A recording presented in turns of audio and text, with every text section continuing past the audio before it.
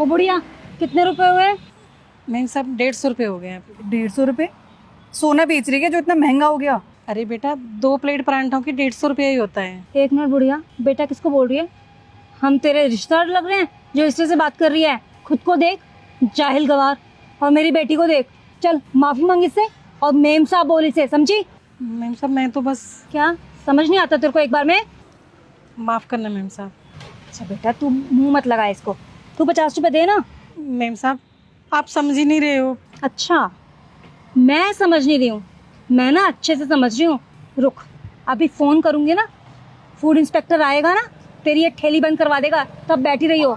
वैसे भी तू जानती नहीं है इसके पापा फूड इंस्पेक्टर है। बोल, फोन करूँ उसे, बुलाऊं? नहीं नहीं नहीं नहीं मैम साहब ऐसा मत करो। आपने तो देखा ना कि मेरा खाना तो साफ सुथरा है बिल्कुल। अब तूने मम्मा के सामने एक वर्ड भी और बोला ना, फिर देख लियो। अरे बेटा समझ गई अब वो। चल 50 रुपए दे। ये ले। मैम साहब चुपचाप से रख ले। चल बेटा आजा। अरे मैम साहब सुनो ना। बेटा वो पर्स कहाँ है? मम्मा पर्स तो आपके पास था ना। ओह शिट, लगता है किसी दुकान पर छूट गया है। लेकिन हम लोग तो इतनी सारी दुकानों पे गए थे, कहाँ छूटा है कैसे पता चलेगा? मम्मा आपने बैग में से गोल्ड का नेकलेस तो निकाला था ना। नहीं बेटा, मैंने सोचा था घर जाकर निकाल लूंगी।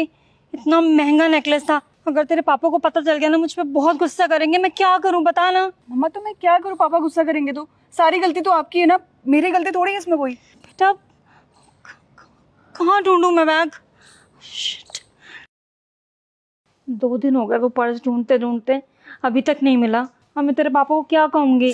मम्मा इन सब चीजों में मुझे मत घसीटो, आपकी गलती थी ना वो, मेरी क्या गलती थी? बेटा कैसे बातें कर रही है तू मुझसे? अच्छा गेट खुल जाकर। कैसे बातें करती है मुझसे?